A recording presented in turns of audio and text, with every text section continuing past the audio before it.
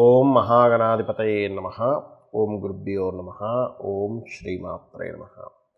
పరమేశ్వర స్వరూపమైనటువంటి జ్యోతిష, వాస్తు మరియు ఇతర అనేకమైనటువంటి శాస్త్రములను మనకు అందించినటువంటి మహర్షులకి నమస్కారం. హయగ్రీవ హయగ్రీవ హయగ్రీవేతియో వదేత్తస్య నిస్సరతే వాణి జహ్నుకన్యా ప్రవాహవత్. అరుణాం కరుణాతరంగితాక్షీం ధృతపాశాంకుశపుష్పబాణచాపాం అనిమాదిభిరావృతాం మయూకైః అహమిత్యేవ విభావయే భవానీ. శ్రీమాత్రే నమః. వార ఫలితాల్లో 25వ తేదీ నుంచి ఫిబ్రవరి 25 నుంచి 2వ తేదీ మార్చి వరకు ఉన్నటువంటి గ్రహస్థితి ఏ విధంగా ఉంది అని చూసుకున్నట్లయితే మనకి మేషంలో గురువు, మీనంలో రాహువు, కన్యారాశిలో కేతువు, కుంభంలో శనితో పాటు రవి బుధులు కూడా కలిసి ఉన్నారు. ఇక మకరంలో కుజ శుక్రులు కలిసి ఉన్నారు. మరియు చంద్రుడు సింహరాశి నుంచి వృశ్చికం వరకు, అంటే తుల వరకే ప్రయాణం జరుగుతుంది. కాకపోతే ఆ రోజు ఉదయాన్నే 2వ తేదీ ఉదయం వృశ్చికంలోకి ఎంటర్ అవుతున్నాడు చంద్రుడు. కావున ఈ యొక్క గ్రహస్థితిని అనుసరించి ద్వాదశ రాసుల వారికి మరియు ద్వాదశ లగ్నాల వారికి ఎలా ఉంది, ఏ విషయంలో జాగ్రత్త వహించాలి, ఏ అవకాశాలు అందిపుచ్చుకోవాల్సినటువంటి గ్రహస్థితి నడుస్తుంది, ఏ పరిహార మార్గం చేసుకోవాలి అనేటువంటి విషయాన్ని మనం తెలుసుకుందాం. వృశ్చిక లగ్నము, వృశ్చిక రాశి. లగ్నం తెలిసి వాళ్ళ లగ్నం చూసుకోండి, లేదంటలేదు రాశి నుంచి చూసుకోవచ్చు. ఈ వారం 25వ తేదీ నుంచి 2వ తేదీ వరకు మీకు డేట్స్ వైజ్గా ఎటువంటి విషయాల్లో బాగుంది, ఏ విషయాల్లో జాగ్రత్త తీసుకోవాలో చెప్తాను. 25, 26 తేదీలు కనుక చూసుకున్నట్లయితే ఈ 2 రోజులు పర్టికులర్గా మీకు శత్రువుపై జయాన్ని, కాంపిటీషన్ రిలేటెడ్ వాటిలో సక్సెస్ రావడము, అలాగే లోన్స్ లభించడానికి చాలా అనుకూలంగా ఉంది. ఇక 27, 28వ తేదీలు రాజకీయ నాయకులకు చాలా బాగుంటుంది. క్రియేటివ్ ఫీల్డ్ వాళ్ళకి చాలా బాగుంటుంది. మీరు ఏదైనా ఒక ఐడియా చేశారు, ఒక ప్లానింగ్ చేశారు, ఆ ప్లానింగ్ ఖచ్చితంగా సక్సెస్ అవుతుంది. కాకపోతే ఇక్కడ వ్యాపార సంబంధించినటువంటి విషయంలో, వ్యాపార లాభాలకు సంబంధించిన విషయంలో కొంచెం, అంటే ఈ 5th హౌస్ బాగుంది, సంతానానికి, రాజకీయానికి వీటికి బాగుంటుందో ఎటువంటి సంబంధం ఇబ్బంది లేదు. కాకపోతే వ్యాపారాలకు సంబంధించిన విషయంలో లాభ అంచనాలు వేసే విషయంలో కొంచెం జాగ్రత్తగా చూసుకొని చేయండి. అలాగే 29, 1వ తేదీ మాత్రం పొరపాటును కూడా వివాహ సంబంధించిన నిర్ణయాలు తీసుకోకండి. లైఫ్ పార్ట్నర్ ఆర్ బిజినెస్ పార్ట్నర్కి సంబంధించిన ఎంపిక చేసుకునే విషయంలో కొంత జాగ్రత్తగా ఉండండి.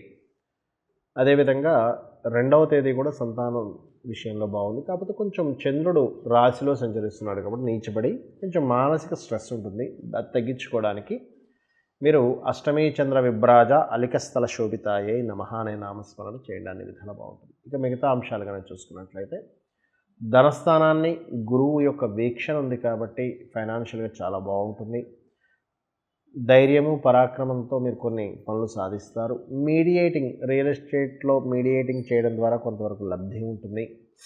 కాకపోతే కొంచెం, అంటే ఈ వారం చూసుకున్నట్లయితే రాజకీయ నాయకులు చాలా ఎక్కువ లాభం చూపిస్తుంది వృశ్చికం వారికి చూసుకున్నట్లయితే వాళ్ళ ప్లానింగ్స్ విషయంలో. కాబట్టి ఏదైనా కానీ, అలాగే ఇక్కడ పంచమ స్థానంలో రాహు కొంత ఇమాజినేషన్గా చేసేటువంటి, అంటే కొంత ఊహాజనితమైనటువంటి ఆలోచన ఎక్కువ పెంచుతూ ఉంటుంది.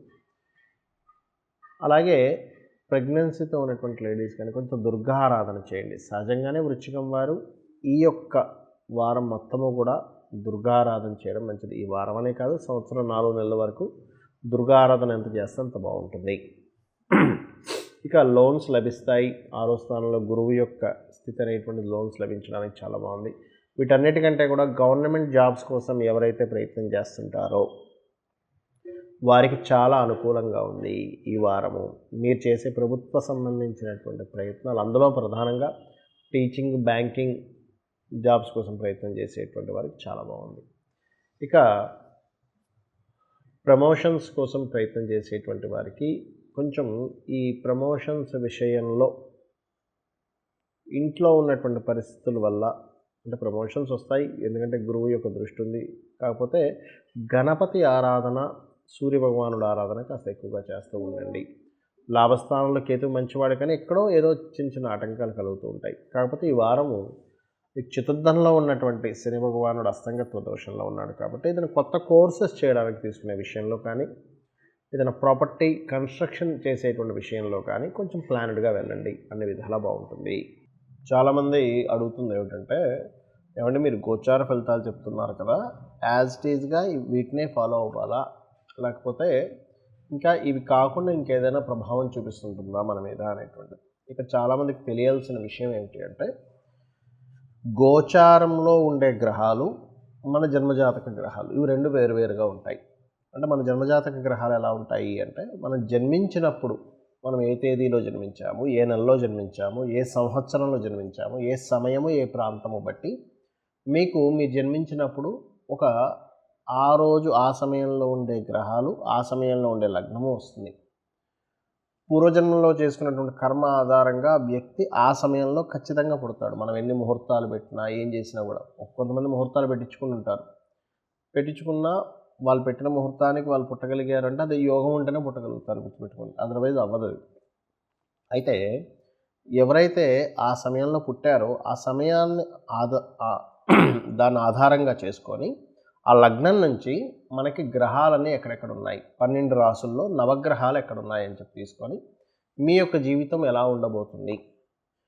ఒకవేళ మీరు ఒక ప్రయత్నం చేస్తున్నారు, ఆ ప్రయత్నానికి ఏ దేవత ఆరాధన చేసుకుంటే మంచిది, ఏ గ్రహానికి సంబంధించిన ఆరాధన చేసుకుంటే మంచిది అనేటువంటిది మీ జాతకంలో ఉంటుంది. అది ఎటువంటి ప్రయత్నాలు, కేవలం మనిషి ఎదగడమే కాకుండా ఫైనాన్షియల్ మ్యాటర్స్ ఆర్ కుటుంబ సంబంధించిన విషయాలు మాత్రమే కాకుండా, అదేవిధంగా సిబ్లింగ్స్తో కానీ మీరు చేసే ప్రయత్నాలు కానీ, మీరు నివసించే గృహ విషయంలో కానీ, మీరు చదువుకునే ఎడ్యుకేషన్ విషయంలో, అంటే చదువు చాలామంది చూడండి వాళ్ళకి అసలు జీవితంలో ఇది చదవడం వల్ల ఉపయోగం ఉంటుంది అని ఉంటుంది, తెలియకుండా వాళ్ళు ఏం చేస్తారు, అది చదువుకోకుండా ఇంకోటి ఏదో చదువుతారు. అందుకే చూడండి పెద్ద అయిన తర్వాత మరలా ఇంకో కోర్స్ ఏదో చేయాల్సి వస్తుంది, ఇదంతా వేస్ట్ అయిపోతుంది. కాబట్టి మీరు ఏది చదివితే మీకు ఉపయోగపడుతుంది. మీరు వివాహ సమయంలో కూడా చాలామందికి వివాహం విషయంలో ఎందుకు సెట్ అవ్వట్లేదు అంటే, ఒకటి వారి జాతకరీత్యా వారి యొక్క జీవిత భాగస్వామి జాతకము, మనసు, బుద్ధి, ఆత్మ, కర్మ ఇవన్నీ కూడా కలిసి ఉంటాయి ఇద్దరికి. ఆ కలవనటువంటి మ్యాచింగ్ లేనటువంటి మ్యాచింగ్ చేసుకోవడం. చూడండి, మనం ఒక చొక్కా ఉంది, టైట్ చొక్కా వేసుకున్నాం అనుకోండి మనకు సరిపోదు, బాగా లూజ్గా ఉన్నా సరిగ్గా సరిపోద్ది. అలాగే ఇక్కడ ఏంటంటే ఆస్తులు అంతస్తులు కాదు చూడాల్సింది, జన్మజాతకంలో మనసులు కలుస్తున్నాయా లేదా, ఆకర్షణ గ్రహాలు కనెక్ట్ అవుతున్నాయి, ఇవి చూసుకోవాలి వివాహం విషయంలో. అలాగే కొంతమందికి ఉద్యోగం చేసే యోగం ఉంటుంది, మరి కొంతమందికి వ్యాపారం చేసేటువంటి యోగం ఉంటుంది. అది చూసుకున్నట్లయితే వాళ్ళ లైఫ్లో చాలా హ్యాపీగా ఉంటారు. చాలామందికి అది తెలియక వ్యాపార యోగం ఉంటే ఏదో ఉద్యోగంలో వెళ్ళడం, అక్కడ ఇంట్రెస్ట్ లేకుండా జాబ్ చేయడం, తర్వాత ఎప్పుడుకో కానీ వాళ్ళకి అర్థం కాక ఆ ఫీల్డ్లోకి వెళ్ళడం, ఇటువంటివన్నీ జరుగుతూ ఉంటాయి. అయితే ఇక్కడ మీరు గమనించవలసిన విషయం ఏంటంటే, చక్రంలో ప్రధానంగా మీ లైఫ్లో జరిగేటువంటి సంఘటనలు, టర్నింగ్ పాయింట్స్ కావచ్చు, ఇన్వెస్ట్మెంట్స్ కావచ్చు, విదేశాలకు వెళ్ళడం కావచ్చు, వివాహం కావచ్చు, సంతాన అభివృద్ధికి సంబంధించినవి కావచ్చు, ఇవన్నీ కూడా జన్మజాతకంలోనే ఉంటాయి. మీ చార్టే మెయిన్. ఇక్కడ ప్రతి ఒక్కరికి సందేహం కలుగుతుంది, మన జన్మజాతకంలోనే ప్రతిదీ ఉంటే మనం ఎందుకు ఈ వార ఫలితాలని, మాస ఫలితాలని, సంవత్సర ఫలితాలు చెప్పుకుంటున్నాము అంటే, ఇది ఒక బయట ఉండే పరిస్థితి అనుకుందాం కాసేపు. అంటే బయట ఉండేటువంటి ట్రాఫిక్ అనుకోండి, బయట ఉండే వాతావరణం అనుకోండి, బయట ఉండే మార్కెట్ స్థితి అనుకోండి. మనం ఏదైనా ఒక పని చేసేటప్పుడు ఏం చేస్తాము, బయట ప్రజెంట్ ఈ మార్కెట్ ఉందంటే ఒక బిజినెస్ చేద్దాం అనుకుంటున్నాం అనుకోండి, ప్రజెంట్ అంటే ప్రస్తుతం పరిస్థితుల్లో ఈ యొక్క ప్రోడక్ట్కి ఇంత డిమాండ్ ఉంది, బయట ఉంది కాబట్టి మనం ఇది తయారు చేయొచ్చు అని ఒక లెక్క ఉంటుంది. దానికి అంత డిమాండ్ లేదనుకోండి బయట, దాన్ని తయారు చేయడానికి పెద్దగా ఇష్టపడవు, ఎందుకంటే కొనేవాళ్ళు లేరు, లేదా డిమాండ్ క్రియేట్ చేసైనా సరే అమ్ముతారు. అంటే ఏమిటి, బయట ఉండేటువంటి వాతావరణము, బయట ఉండే మార్కెట్, బయట ఉండేటువంటి ట్రాఫిక్ని బట్టి మనం ఎలా అయితే సెట్ చేసుకుంటామో దగ్గరికి వెళ్ళాలన్నా ఏదైనా, ఈ గోచార గ్రహాలు ఏంటంటే ఇప్పుడున్న గ్రహస్థితి, బయట గ్రహస్థితి ఇలా ఉంది, సో నువ్వు దీని పరంగా ఆలోచిస్తున్నట్లయితే ఈ జాగ్రత్త తీసుకో. ఒక భూమి కొందాం అనుకుంటున్నావు, చతుర్థ స్థానం ప్రజెంట్ గోచారంలో బాగాలేదు, సో భూమి విషయంలో నువ్వు తొందరపాటు పడి కొంటే కనుక ఇబ్బంది వస్తుంది. అలా కాకుండా ఒక గృహం కట్టుకుందాం అనుకుంటున్నావు, లేకపోతే ఒక కోర్స్ చేద్దాం అనుకుంటున్నావు, లేకపోతే వివాహం చేసుకుందాం అనుకుంటున్నావు, లేనట్లయితే ఒక విదేశాలకు వెళ్దాం అనుకుంటున్నావు, అంటే దానికి దీనికి మ్యాచ్ అవుతుందా లేదా ఇలా చూసుకోవాలి. ఇంకా మరొక విషయం ఏంటంటే, జన్మజాతకమే లేదు అనుకునే వరకు నేను ఒకటే చెప్తాను, నిత్యము గనక లలితా సహస్రనామాలు ఉదయము సాయంత్రం గనక చేయగలిగితే 40వ రోజు నుంచి మీకు ఖచ్చితంగా మార్పు అనేటువంటిది వస్తుంది. మీ ఆలోచన విధానంలో కావచ్చు, మీరు చేసే ప్రయత్నంలో కావచ్చు, మీ మానసిక శారీరక స్థితుల్లో కావచ్చు, 100% మీకు మార్పు అనేటువంటిది వచ్చి తీరుతుంది. మీకు జాతకం తెలియదు, లగ్నం నక్షత్రం రాశితో సంబంధమే లేదు, గుర్తుపెట్టుకోండి. అదేవిధంగా ఆ 40 రోజులు కూడా నవగ్రహాల దగ్గర దీపారాధన చేసి ఒక 9 ప్రదక్షిణాలు చేయండి. 100% మీరు సక్సెస్ అవుతారు. శ్రీమాత్రే నమః.